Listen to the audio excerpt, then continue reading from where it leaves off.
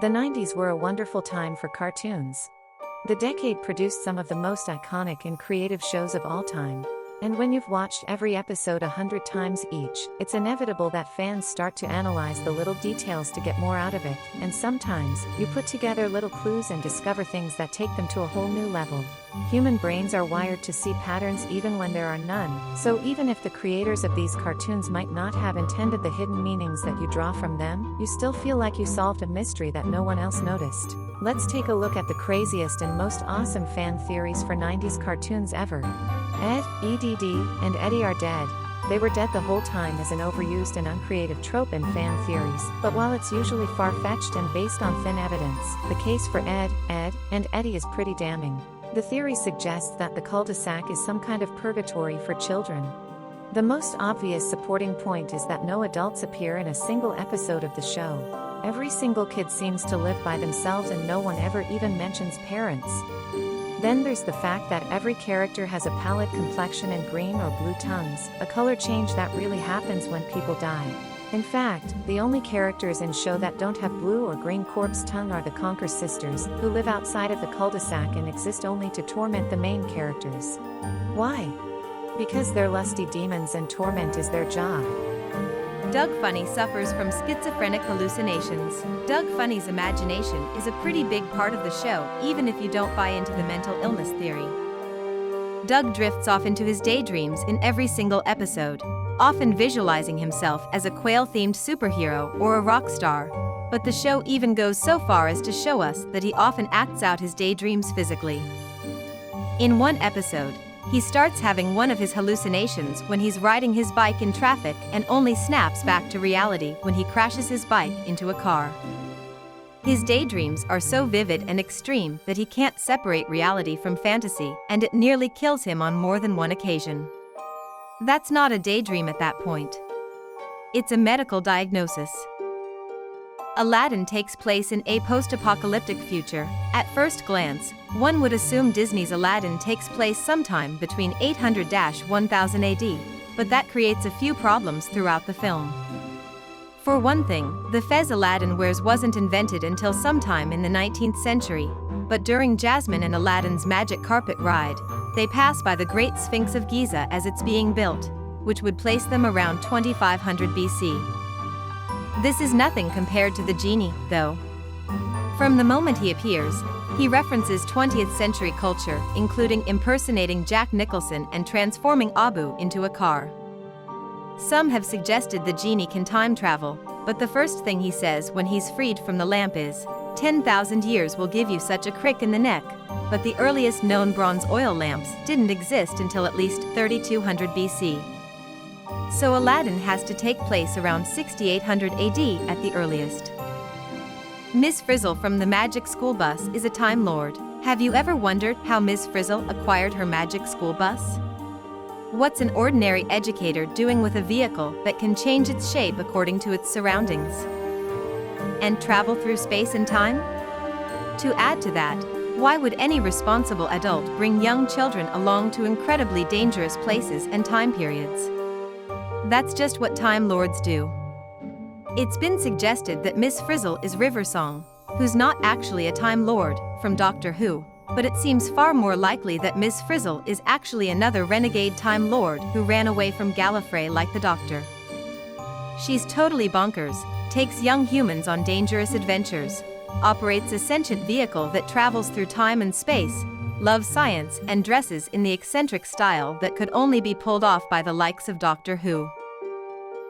Professor Utonium and Samurai Jack are the same person. Professor Utonium and Samurai Jack bear a strong resemblance to each other, and they seem to have similar taste in clothing color palette.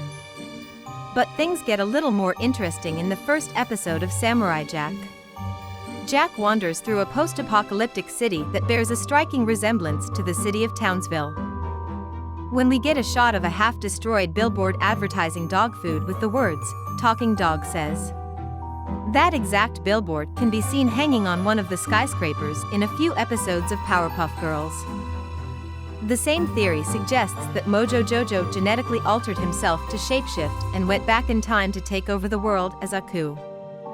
He succeeded in preventing the creation of the Powerpuff Girls, But when the professor discovered Mojo's plot, he came back to put a stop to it and save his daughters. Charlie Brown has cancer. The most obvious clue that Charlie Brown has cancer is that he is mostly bald except for a small tuft of hair at the front of his head. No other character in the show appears as bald, so it implies that this wasn't just an odd artistic style, the character was literally intended to be bald. The other odd thing about Charlie Brown is his down-and-out personality. He's constantly dealing with existential crises way deeper than any normal 8-year-old should ever have to contemplate. The theory goes on to suggest that the reason that nothing ever works out for him and his life is always a disaster is because he's in a hospital bed, slowly fading away and projecting his sadness into his dreams. Garfield is hallucinating while starving to death. Garfield seems like your average house cat. He holds every other living being around him in contempt. He spends all his time lounging around the house. And he can eat 10 times his own body weight and still feel hungry.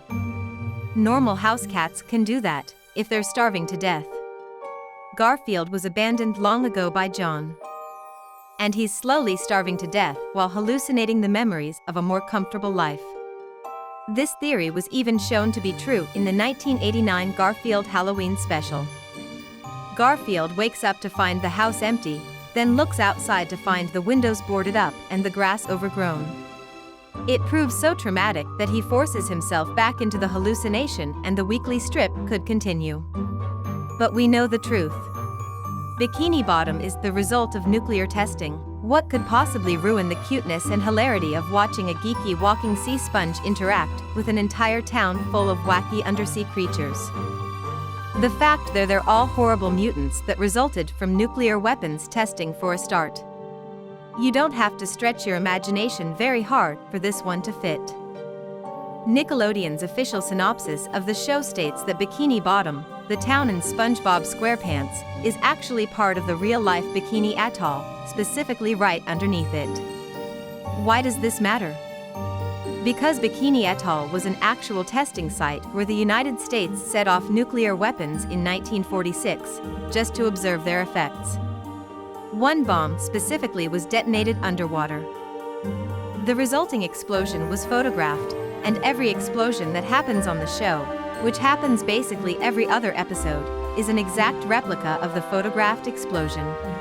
Ash Ketchum has been in a coma since the first episode. Pokémon is still airing new episodes every year and follows the adventures of 10-year-old Ash Ketchum and Pikachu. Despite years of adventures, Ash never gets any older, and he somehow keeps discovering more and more new Pokémon that the world didn't know about in earlier seasons. That's because those new Pokémon don't exist. They're all part of Ash's coma dream, which also explains why every town has the same nurse and police officer. In the very first episode, Ash and Pikachu are attacked by a flock of Spearows in a thunderstorm. When Pikachu blasts everything in the area with a massive jolt of electricity with Ash at ground zero of the attack, but then he walks off into the sunset like he didn't just sustain a near-lethal electrocution, or so you thought. Dr. Claw was the original Inspector Gadget. The Inspector Gadget we know from the cartoon is actually the second Inspector, built by his niece as a completely robotic replacement after the first one went missing in action and was presumed dead. But he wasn't dead, just disfigured and insane. When he returned home, he found a robot living his life and raising his niece. Seeing this after the traumatic incident that disfigured him, he went insane and devoted his life to destroying the robot. The main evidence is that Inspector Gadget's robotic parts are never explained and don't really make sense. He's kind of an idiot, so it's unlikely that he was some kind of super cop that they chose to robotically enhance. That's why we never see Dr. Claw's face, and why Penny is never harmed even when she's captured by Claw's thugs. He wants his family back. The animals in Winnie the Pooh represent mental illnesses. One of the great things about Winnie the Pooh is how each character has an interesting, distinct personality. But if you've ever found yourself relating to any of them, we've got some bad news. The Canadian Medical Association Journal published a study in 2000 that diagnosed each of the characters with crippling mental illnesses.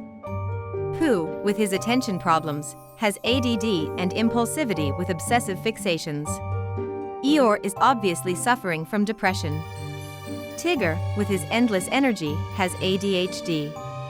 Piglet has an extreme generalized anxiety disorder. Kanga has social anxiety disorder manifesting as overprotective mothering. All has dyslexia. Rabbit has OCD, and of course, Christopher Robin has schizophrenia that manifests as visual and auditory hallucinations. If you want, you could try to apply each character's illness into Christopher Robin's fractured psyche, but it's probably dark enough as it is. The Rugrats only exist in Angelica's imagination. Angelica is typically the character we all totally hated as kids, but in retrospect, she clearly has some pretty extreme neglect issues with her parents. Her mom is always on the phone with work and her relationship with her dad is superficial at best. To cope with her neglect, she created the babies in her mind, which explains why she's the only one that can understand them. Why babies and not kids her own age? Since her relationship is mostly non-existent with her parents, the only time they show any kind of emotion toward her is when they're disciplining her, which to a neglected child's mind, comes off as cruelty. She imagines them as babies because she needs someone she can be an authority figure with because that's the only relationship she understands. All the monsters in Courage are just normal people. Courage the cowardly dog lives in the middle of nowhere with his elderly owners, Eustace and Muriel. Every single other character in the show is some variety of scary monster. Which is exactly how your dog sees every door-to-door salesman, unfamiliar neighbor, or animal that walks within 100 feet of your house. It makes a lot of sense once you realize that no matter how seemingly doomed the situation has become for Eustace and Muriel, they never bat an eye. Eustace definitely realizes Courage is scared of every stranger that comes around. Which is why he's constantly calling him a stupid dog and tormenting him with Halloween masks. Because trolling your dumb dog is just what you do when he cowers away from anything that makes a noise, even when he just thinks he's protecting you. Pinky is the real genius in Pinky and the Brain. Pinky and the Brain, one is a genius. The other's insane. Obviously, we're led to believe that Brain is the genius the theme song refers to, but how does Pinky qualify as insane? In general, he just seems like an idiot, but that's not the same thing as insane. At the beginning of nearly every episode, Brain explains his plan and Pinky points out some fatal flaw or observation which Brain ignores. However, by the end of the episode, Pinky is proven correct. To make things even more obvious, Pinky succeeds in taking over the world in 2 separate episodes before Brain ruins everything. Who's the real genius? ScoobyDoo takes place after an economic collapse. How is everyone okay with the fact that 4 teenagers drive around the country trying to solve crimes? As much as they speak to police when they inevitably catch the bad guy, not a single person tells them they should leave it to the professionals next time. Speaking of which, why have so many people of respectable careers turned to a life of crime? They're smart enough to mechanically engineer machines that make people believe in the supernatural, but they can't find an honest job? That's because the original Scooby-Doo cartoon takes place after a total economic collapse. Nobody tries to stop them because adults are too busy worrying about becoming homeless to worry about some punk kids. The Scooby Gang never even actively seeks out spooky rundown locations overrun by criminals. They just stumble into it every time because that's what the entire country looks like now.